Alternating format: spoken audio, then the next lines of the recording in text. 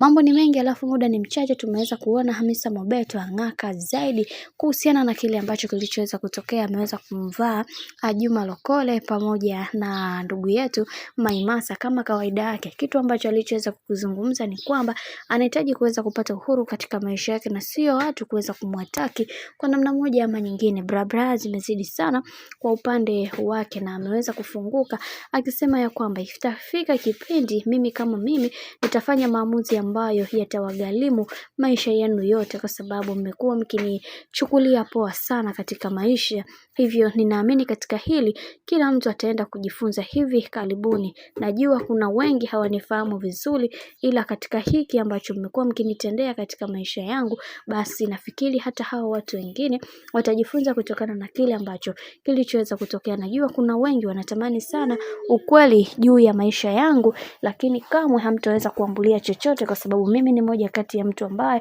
mara zote natamani kuweza kuona maisha yangu yakiwa katika misingi na mikakati iliyo bora, kwa sababu naona kabisa kuna dharau nyingine zimeweza kutokea katika maisha yangu kwa ajili ya watu tu ambao wasiokuwa na mbele wala nyuma. Hivyo ifike kipindi muweze kunipa heshima mimi kama mimi, ili niweze kufikia malengo ambayo niliweza kujiwekea katika maisha yangu. Hivyo katika hili kila mtu ana nafasi kubwa ya yeye kuweza kuzungumza ukweli na sio kuanza kuzusha vitu ambavyo visivyokuwa na mbele wala nyuma. Bwana, mambo ndio kama hivyo ambavyo unavyozidi kuona mambo yanazidi kuwa mengi, kwani Hamisa Mobeto amechafukwa na yale ambayo yamekuwa yakiongeleka katika mitandao ya kijamii, na kitu ambacho alichoweza kukisema ni kwamba watu wakiendelea hivi Kumbol atafanya kitu ambacho watu hawatakuja kusahau katika maisha yao yote, maana ameshachoshwa na hizi drama ambazo zinazoendelea katika mitandao ya kijamii, hasa kwa hawa watu